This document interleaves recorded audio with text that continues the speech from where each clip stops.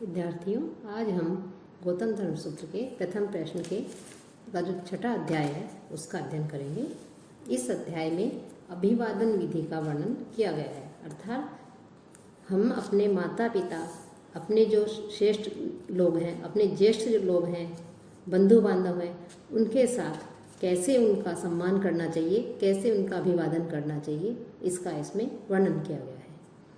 तो इसमें सबसे पहले सूत्र में कहा है पादोपसंग्रहणम समवाय अन्वयम, कि प्रतिदिन अनुहम यानी प्रतिदिन हम अपने माता पिता से मिलते हैं तो हमें उनके चरण स्पर्श करने चाहिए। और कैसे? व्यस्त पाणिना विधि से। इसके विषय में आपको पहले बताया जा चुका है कि इस प्रकार से माता पिता आदि जो हैं उनसे मिलने पर हमें उनके चरण स्पर्श करने चाहिए। और अभिगम्य तु विप्रोष्य, अपने या उनके प्रवास से वापस आने पर, कि यदि हम कहीं बाहर विदेश गए हों या प्रवास बाहर गए हों, वहाँ से वापस आने पर, और या माता पिता जो है या श्रेष्ठ लोग जो हैं वो कहीं बाहर गए हों, बाहर से वापस आए हैं, तो उनके आने पर जहाँ भी हो श्रेष्ठ जन या माता पिता, वहाँ जा कर के उनके चरण छूने चाहिए। यदि मान लो हम कहीं दूसरे स्थान पर रह रहे हैं, एक ही जगह है लेकिन हम दूसरे स्थान पर रह रहे हैं, और माता पिता यदि कहीं तीर्थ यात्रा से या कहीं और प्रवास से वापस आते हैं, या श्रेष्ठ जो लोग हैं, सम्माननीय, पूजनीय, अभिवादन के योग्य लोग हैं, वो यदि कहीं बाहर से आते हैं तो हमें वहाँ जा कर के उनके चरण स्पर्श करने चाहिए। या हम कहीं विदेश यात्रा करके या तीर्थ यात्रा करके वापस आते हैं तो इसी प्रकार से हमें जो है उनके जाकर चरण स्पर्श करने चाहिए। कि माता पिता के साथ ही मातृपितृ, माता पिता के समान ही तद बंधुनाम पूर्वजानाम विद्या गुरुनाम तद गुरुनाम च, कि माता पिता उनके बंधु हो, अर्थात हमारे जो माता के पक्ष की तरफ से मामा मौसी वगैरह हैं, पिता के पितृपक्ष की तरफ से चाचा चाची बुआ वगैरह हैं, ज्येष्ठ भाई हैं, गुरुजन, इनके भी जो है हमें चरण स्पर्श करने चाहिए। और इनके चरण स्पर्श करने के साथ ही सन्निपाते परस्य, कि इनके तो चरण स्पर्श करने के लिए कहा ही है श्रेष्ठ लोगों के, बंधु बांधवों के, लेकिन यदि माता पिता और इन सभी श्रेष्ठ जनों से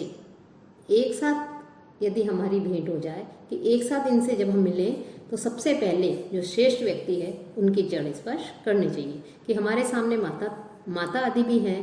और श्रेष्ठ लोग भी हैं, तो हमें सबसे पहले जो श्रेष्ठ लोग हैं, गुरुजन हैं, तो उनका सबसे पहले अभिवादन करना चाहिए, फिर जो है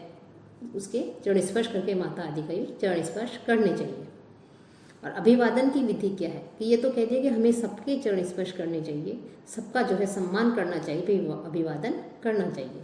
तो अभिवादन कैसे करें? कि स्वयं नाम प्रोच्य अहम इति अभिवादो ज्ञ समवाये, कि अभिवादन को जानने वाला जो श्रेष्ठ व्यक्ति है, उस श्रेष्ठ व्यक्ति से मिलने पर, कि हम किसी व्यक्ति से मिलते हैं तो मिलने पर अपने नाम का उच्चारण करते हुए यह मैं हूँ ऐसा कह करके अभिवादन करना चाहिए। कि स्वयं नाम प्रोच्य, अपना नाम को उच्चारण करते हुए अहमिति, कि मैं यह हूँ ऐसा कह करके अभिवादन करना चाहिए। कि जैसे मान लो हमारा नाम हरदत्त शर्मा है या राम शर्मा है, श्री राम शर्मा है, कुछ भी है, तो उसके लिए विधि है कि अभिवादये हरदत्त शर्मा नाम अहम अस्मि, कि इस प्रकार से उच्चारण करना चाहिए। या अभिवादये श्री राम शर्मा नाम अहम अस्मि भो, इस ये कह करके जो है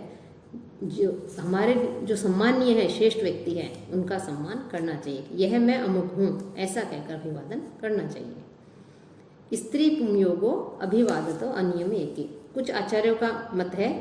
कि यदि उनका कहना है कि यदि पति पत्नी आपस में मिलते हैं तो उनके लिए अभिवादन का कोई भी नियम नहीं कहा गया है। और यदि कहीं प्रवास से लौटकर नहीं आए हों, जैसे माता है और अपने जो बंधु बांधव हैं वो, और बड़ी अपने से जो ज्येष्ठ है, अपनी बड़ी बहन है, उनके अतिरिक्त अन्य जो स्त्रियां हैं उनके पास में जाकर के चरण स्पर्श और अभिवादन नहीं करना चाहिए। कि यदि कोई प्रवास से नहीं आया हो, वहीं रह रहा है, तो ऐसी स्थिति में केवल प्रतिदिन जो है अपने माता पिता और अपनी ज्येष्ठ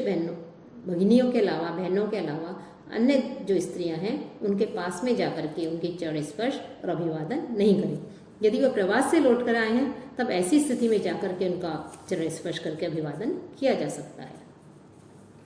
साथ ही साथ न उपसंहरणम भ्रातृभार्यायाम स्वशिरणम,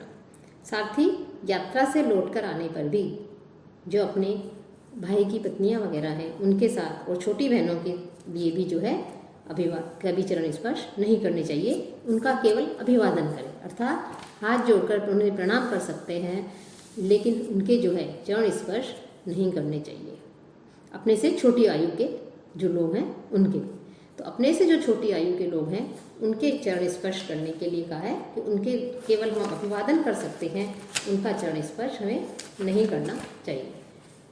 साथ ही साथ जो ऋत्विक है जो यज्ञ आदि कराते हैं वो अपने से उम्र में छोटे हैं यदि, और साथ ही उनके अलावा चाचा आदि हैं, मामा आदि हैं, ससुर आदि हैं, तो इनके आने पर कि यदि छोटे हैं, अपने से छोटी आयु के यदि ऋत्विज आदि हैं और अपने जो बंधु बांधव हैं यदि वो आ जाते हैं तो उनके आने पर आसन से उठ करके उनका सम्मान किया जा सकता है। तो अपने से छोटी उम्र के लोगों के चरण स्पर्श के लिए यहाँ पर निषेध है कि उनका चरण स्पर्श नहीं करना चाहिए, केवल उनका वैसे ही अभिवादन करना चाहिए। लेकिन तथा साथ ही आगे कहते हैं इसी क्रम में, तथा अन्य पूर्व है पौरो अशीति काव्र है शूद्र अपि अपत्य है समय, कि अपने से अल्प आयु वाले ऋत्विक आदि के समान ही, कि जैसे अपने से छोटा है जो यज्ञ आदि संपन्न करवाते हैं, यदि अधिक उसके समान ही यदि अधिक आयु वाले नगर का कोई व्यक्ति हो, 80 वर्ष से कम आयु का यदि कोई निम्न जाति का व्यक्ति हो और उनके पुत्र के समान आयु वाले व्यक्ति हो, तब भी जो है अपने स्थान से उठ करके उनका स्वागत करना चाहिए, स्वागत हम उनका कर सकते हैं। और 80 वर्ष से कम आयु वाले जो निम्न जाति के लोग हैं उनको, और अल्प आयु वाले कम आयु वाले ब्राह्मण आदि हैं, द्विज आदि हैं, उनके आने पर जो है उठ जाना चाहिए, कि चाहे वो किसी भी वर्ण का हो, किसी भी जाति का हो, यदि आए हैं तो सम्मान में हम यदि चरण स्पर्श नहीं कर सकते तो हमें केवल उनका अभिवादन वैसे जो है अपने आसन से उठकर ना ही उनका सम्मान करना है, उनका अभिवादन करना है। और नाम व अस्य वर्जित, और अपने से श्रेष्ठ व्यक्ति यदि कोई है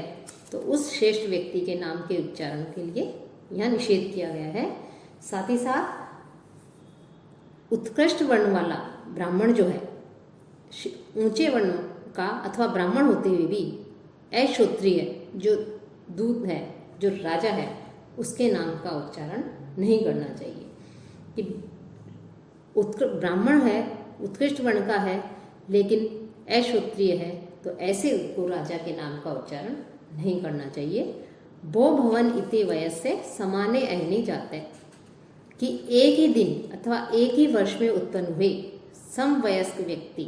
समाने अहनी जाते हैं, कि यदि एक ही दिन उत्पन्न हुए हैं या एक ही वर्ष में उत्पन्न हुए हैं, समान आयु वाले व्यक्ति हैं, समवयस्क हम उम्र हैं, तो ऐसे व्यक्तियों को हम भो और भवन शब्द से बुला सकते हैं।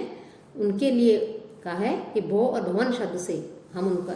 सम्मान कर सकते हैं, उन्हें बुला सकते हैं। और 10 वर्ष वृद्ध है, पौर है, पंचभी कलावर है, श्रोत्रिय आचरण है, स्त्री भी, कि अपने से 10 वर्ष बड़े नगरवासी, किसी कला द्वारा जीविको निर्वाह करने वाले, जीविकोपार्जन करने वाले, अपने से 5 वर्ष तक के बड़े व्यक्ति को, अपने से 3 वर्ष बड़ा जो श्रोत्रिय है उसको, और चारण जो है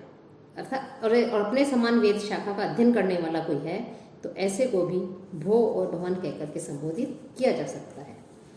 और राजन्य वैश्य कर्मा विद्याहीनः, कि क्षत्रिय और वैश्य के कर्मों से जीविका चलाने वाले अत्यंत वृद्ध होते हुए भी विद्याहीन जो ब्राह्मण है उसको भो या भवन कहकर के संबोधित करना चाहिए। कि वैसे तो ब्राह्मण का इसमें सम्मान करने का, अभिवादन करने का, चरण स्पर्श करने के लिए कहा है, लेकिन यदि ब्राह्मण अपनी विद्या से हीन है, यदि उसने ज्ञान को प्राप्त नहीं किया है, लेकिन और साथ ही साथ वो क्षत्रिय और वैश्य के कर्मों को अपना करके वो अपना जीविकोपार्जन चलाता है, और यदि अत्यधिक वृद्ध है तो ऐसे का भी हमें जो है सम्मान करना चाहिए, भो और भवन शब्द का उच्चारण करते हुए। दीक्षितः च प्राक्प्रयात्, और जो यज्ञ में दीक्षा लेने वाला है, यज्ञ में दीक्षा लेने वाले समवयस्क व्यक्ति को इस प्रकार से भो और भवन ऐसे शब्दों से उसका अभिवादन करना चाहिए, उसे संबोधित करना चाहिए। वित्त बंधु कर्म जाति विद्या वयांसी मान्यानी पर बलियासी, कि धनवान व्यक्ति हो, भाई वित्त धनवान कोई व्यक्ति हो, बंधु बांधव हो, भाई बंधु आदि जनों से युक्त, और जैसा कर्म बताए हैं यथोक्त कर्म शास्त्रों में वैसे कर्मों को करने वाले हों, उत्तम जाति वाले हों, वेद शास्त्रों के ज्ञाता हों, अपने से अधिक आयु वाले व्यक्ति जो हैं ये सम्माननीय होते हैं, सम्मान के पात्र होते हैं। और इनमें भी बाद वाला क्रमशः है अपने से पहले वाले से अधिक सम्माननीय होता है। यानी अपने से सबसे अधिक, यदि आयु में यदि कोई सब वृद्ध है, आयु वृद्ध है, तो उसका जो है हमें अभिवादन करना चाहिए। फिर वेद शास्त्रों का कोई ज्ञाता है, वो भी श्रेष्ठ है, उसका सम्मान करना चाहिए। उसके पश्चात श्रेष्ठ जाति वाला है, वो भी सम्माननीय है, उसका अभिवादन करना चाहिए, वो माननीय है, सम्माननीय है। और शास्त्रोचित कर्म करने वाले का सम्मान करना चाहिए, साथ ही साथ भाई बंधु से युक्त, और अंत में जो धनवान है उसका भी जो है हमें अभिवादन सम्मान करना चाहिए। कि इस प्रकार से यदि उपस्थित हो जाते हैं तो ऐसे हमें इन सबका सम्मान करना चाहिए। श्रुतम तो सर्वेभ्यो गरीय है, और इन सब में सबसे अधिक श्रेष्ठ कौन होता है, सम्माननीय कौन होता है, कि वेदों का ज्ञाता सबसे श्रेष्ठ होता है। जो वेदों को जानने वाला है, वेदों का ज्ञाता है, वेदों का अध्ययन करने वाला जो विद्वान है वो सबसे अधिक श्रेष्ठ होता है। तन मूलत्वाद धर्मस्य श्रुतेश्च, क्योंकि धर्म और जो श्रुति है उसका मूल वेद ज्ञान ही है। कि धर्म और श्रुति का मूल श्रुत अथवा वेद ज्ञान ही बताया है, इसलिए जो वेदों का ज्ञाता है, वेदों को जानने वाला है, वेदों का अध्ययन जिसने किया है, ज्ञानी है, ऐसा व्यक्ति सम्मान का पात्र है, सम्माननीय है, तो हमें उसका सबसे पहले अभिवादन करना चाहिए। साथ ही साथ यदि हम रास्ते में जाते हैं, अंत में इसमें संक्षेप में थोड़ा सा ये भी बताया है कि यदि हम रास्ते में जा रहे हैं तो रथ आदि पर बैठे हुए व्यक्ति को, वृद्ध पुरुष को, गर्भवती स्त्री को, स्नातक को और राजा आदि के लिए हमें रास्ता दे देना चाहिए। अर्थात यदि हम जा रहे हैं और हमारे मार्ग के बीच में उपरोक्त बताए हुए लोग आ जाते हैं तो हमें अपने मार्ग को छोड़ करके इनको जो है रास्ता दे देना चाहिए। तो इसके विषय में भी इसमें वर्णन किया गया है। साथ ही साथ क्षत्रिय जो है उसके लिए भी और राजा के लिए भी, अर्थात श्रेष्ठ जो लोग हैं या जो आपत्ति में जो लोग हैं, संकट में जो लोग हैं, विपत्तिग्रस्त लोग हैं, ऐसे लोग यदि हमारे रास्ते मार्ग में बीच में आ जाएं, हम कहीं जा रहे हैं और मार्ग में आ जाते हैं, तो हमें एक तरफ होकर के इनको पहले जाने देना चाहिए तथा इनके मार्ग में आने पर मार्ग छोड़ करके हट जाना चाहिए, पहले उन्हें जाने देना चाहिए। तो इस प्रकार से इस छठे अध्याय में जो है संक्षेप में अभिवादन विधि बताई है, साथ ही कि कैसे जो है हमें लोगों का सम्मान करना चाहिए, कैसे उनका अभिवादन करना चाहिए।